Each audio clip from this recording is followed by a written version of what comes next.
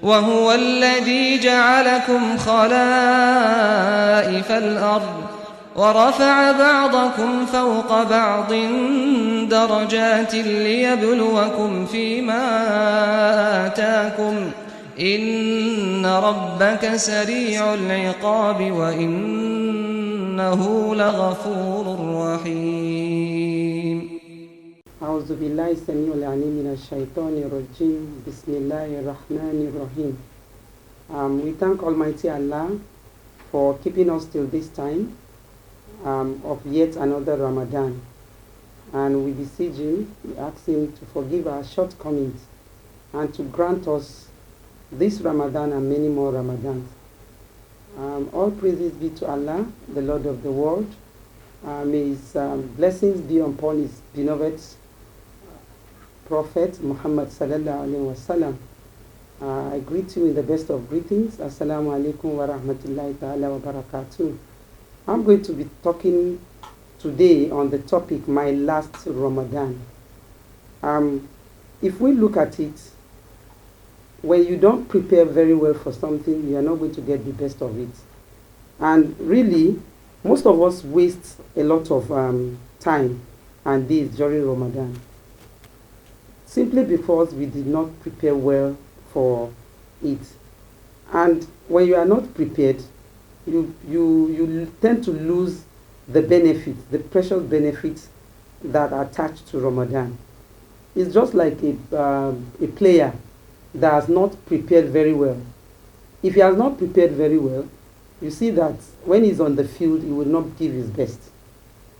And that is why scholars have used the month of Sha'ban, the month before Ramadan, to actually put in some things. A lot of fasting, standing up for Qiyam al-Layl, reading the Quran. All these gets us to be prepared for Ramadan. And so when you have done this, entering into Ramadan as we are in now, will just be going smoothly. But the most important preparation, which we all need to know and which all need to get to, is that mental preparedness, that consciousness that will I be able to observe this Ramadan to the end? Will I still be alive? Many of us are fasting today. We are observing this Ramadan. But when you look at your left, you look at your right, you see that a lot of people are no more. They do not have this opportunity to prepare for this Ramadan. And that is the most important preparation when you are preparing for Ramadan. It's not too late. It can be done now. That is that consciousness in you, telling you that this Ramadan might be the last Ramadan you are going to be able to perform. And so if you know this, that this is the last Ramadan, you are going to put in all your effort so that at the end of the day, you are going to enjoy the essence and you are going to be satisfied that, Alhamdulillah, I'm able to put in all my best.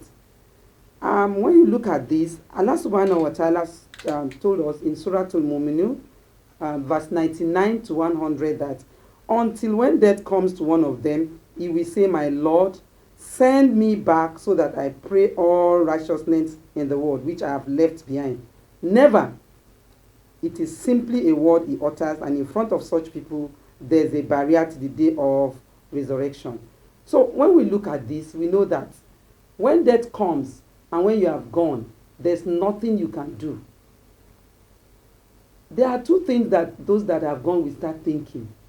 Can I come back to erase all the mistakes I've made? Or can I come back? That is for the sinners. For those that have been doing righteous deeds, they will also want to come back to do more of this righteous deed. But this is not possible at this time. So for the last Ramadan, the topic, you need to fast as if this is going to be your last. And so when this is going to be your last, in obedience to Allah subhanahu wa ta'ala, what do you do? First of all, let us look at our prayer, our salat. In salat, you want to maximize all the benefits. You know, as our Prophet Muhammad sallallahu alaihi wasallam said that praying in congregation is 27 times more beneficial than praying alone. So when you know this, you yearn to go to the masjid, you yearn to go to the mosque to be able to pray in congregation. And remember the hadith of the Prophet sallallahu alaihi wasallam that if we all know the essence of the adhan and the first row in the mosque, we will even want to cast lot to be able to be part of those in the front row because of the benefit. And the Prophet ﷺ also said that if he is permitted, he will go and appoint somebody that will lead the prayer while he go to the houses of those who are not in the mosque and set it on fire. This tells us the importance of the congregation prayer, and that is why we need to do what? We need to make sure that we submit and be in congregation to benefit, to maximize the benefits. Now, another point we need to look at is submissiveness during our salat. You see, when you love something, when you are very, very in love with something, you will look forward to it. You want to be with it, and you want it to be with you forever. You don't want to do what? You don't want it to go away. And that is the standard with which you should measure the love you have for Allah. If you have that love for Allah, you are going to submit yourself while in prayers, salat. You will not look here and there. You will not think of anything. Your mind, all your body, everything will be in that salat. Allah subhanahu wa ta'ala talked to us in Surah Al-Tawbah verse 24 that say, if your father, your son, your brother, and your spouses and your clan, and the wealth that you have earned and trade that you apprehend that will recede, then comes you like are dearer to you. If these all are dearer to you than Allah subhanahu wa ta'ala and his messenger, and the jihad in his way, then wait until Allah comes with his command. Allah does not lead the sinning people to the right path. So you can see on this, this is the standard to which you measure your love for Allah. When you love Allah, you want to see him. You want to be with him forever. And then this is the way that you need to submit when you are observing your salat. يا أيها الذين آمنوا كتب عليكم الصيام كما كتب على الذين من قبلكم لعلكم تتقون. Zakat and Sadaqah Foundation. Ọpẹ́ fún Ọlọ́run. Mo dúpẹ́ pé eléyìí ṣe ojú mi. Ọ̀pọ̀lọpọ̀ á jẹ́ kí a rí ọ̀pọ̀lọpọ̀ ẹ̀ ká lè ṣe. Ọlọ́run kó bá yín sọ di orúkọ dìgbà. Ọlọ́run kó fi àlùbáríkà sí. Ọlọ́run tó ṣe lè àtúbọ̀ rẹ̀ kọ́lọ́run tó wá ṣe. Ó ṣe fọ́kọ̀ọ̀kan wa. Ó ṣe gbogbo àwọn tí wọ́n ń donate owó, àwọn tó ń ṣe zakat náà, so that àwọn foundation wọn lè rí ṣe. Tàbí láìpẹ́ lẹ́yìn náà kẹ́yìn náà kẹ́rẹ́ lè wà á máa ṣe sàdákà jàríà, kẹ́lẹ́ wá sàdákà kẹ́lẹ́ máa ṣe. Kọ́lọ́run kó bá yín ṣàlùbáríkà sí o. Kọ́lọ́run kó wà pẹ̀lú gbogbo yín. Ó tún wà pẹ̀lú àwọn tó ṣe fún yín. Zais for zakah to cure our greed, when we give our money to those in need. Zais for salamun alaykum, peace be with you, wa alaykum assalam. Shais for Shams, the shining sun, which Allah placed for everyone. And sighs for Salah, for when we pray, facing Him. Every day facing Him, till we meet our Lord. Allah, there's only one God, and Muhammad is His messenger. Allah, La ilaha illallah. Dies for duha, the morning light. The sun has turned from red to white. Dies for tariq, a path to walk upon. Then we need to also remember in Surah Al-Shu'ara, verse 88 to 89, Allah subhanahu wa ta'ala said, the day when neither wealth will be of any use to any one of us, nor sons, except to him who will come to Allah with a sound heart. So this is the only thing you can do. To do what? To submit to Allah. And this is a matter of iman. Whoever has three things in him, said the Prophet sallallahu alaihi wasallam, will taste the sweetness of iman. Allah and his messenger is more beloved to that person other than any other thing. And you love somebody for the sake of Allah. And then you fear going into kafir, just like you fear being cast into hellfire. This is an hadith from Bukhari, which the Prophet sallallahu alaihi wasallam tells us. So these are the things that you need to put in you that will breathe out that bond, the soul of you that you want to do what? You want to fast your last. You want to look at this Ramadan as if it is the last. Now, in supplication, we remember that our Prophet sallallahu alaihi wasallam, from the takbir, the Prophet sallallahu alaihi wasallam do supplicate in ruku, in sujud, and even spend more time in sujud. This is why supplication is also very, very, very important. This is the time you tell Allah subhanahu wa ta'ala, you supplicate, you ask him what you want and what you do not want. When will you be able to enjoy this? Fast as if it is your last Ramadan. So how do you fast? And fast as if it is your last Ramadan. Allah subhanahu wa ta'ala said that whoever fasts, that is the fasting, the reward of fasting is for him.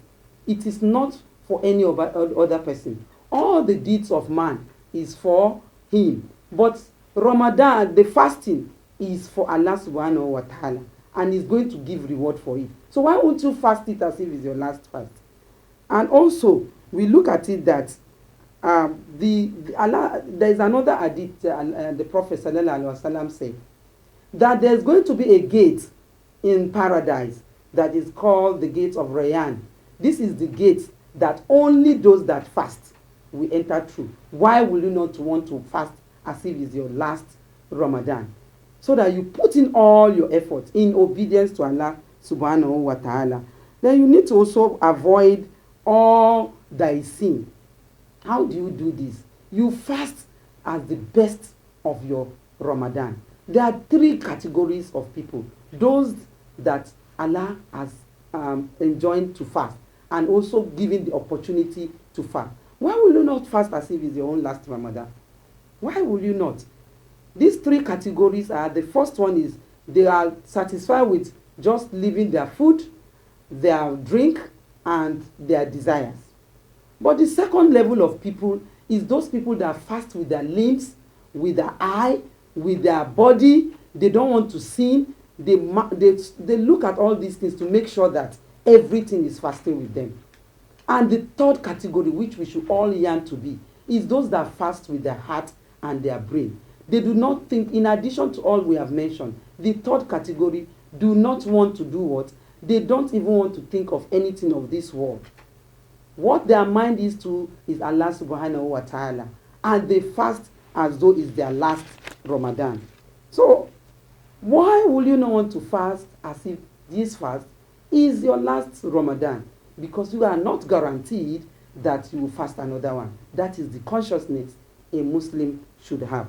Now, what about your night prayers in Ramadan? Your Qiyamul Layl, that you want to fast.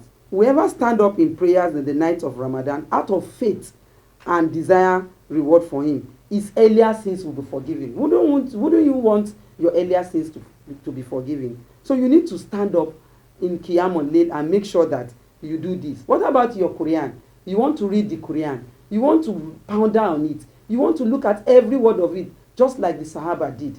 You want to look at it and read the meaning and ponder on it and walk by it. This is how to read the Quran. How many Quran do you want to read? Oh, I want to read 1. I want to read 2. But you should read it with the meaning and practice. What about tying of the family ties?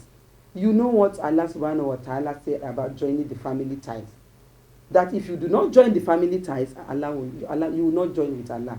So you want to join your family ties. You want to call your loved one. You want to call your parents. What about the Ummah itself? There is chaos all over the places.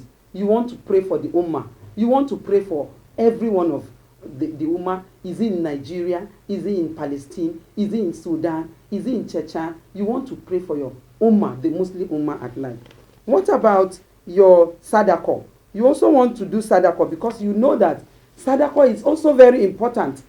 You want to be one of those that Allah subhanahu wa ta'ala will shade on the day when there's no any shade. That man that gives Sadaqah, that his left hand will not know, his right hand will not know that the right hand is, the left hand will not know that the right hand is giving Sadaqah. You want to also do your Zakat al-Fitr after the Ramadan. You want to do your Zakah. All these we need to look at and make sure that we fast as if we will not have another opportunity to fast again. all this is in obedience to Allah. My brothers and my sisters, you want to fast as if you will not have any other opportunity to fast again. So that is how you should fast it. That is how you should perform your Ramadan. And continue to do that even to the month of Shawwal.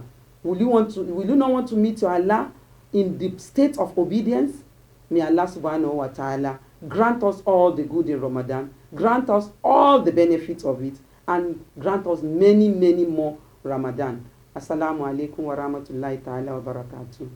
That is for Deen al-Islam, religion with Allah since time began. That is for dhikr, remembering Allah, and Ra is for the month of Ramadan. Oh, Ramadan. That is for zakah, to cure our greed, when we give our money to those in need. Sa is for salamun alaykum, peace be with you, wa alaykum salam.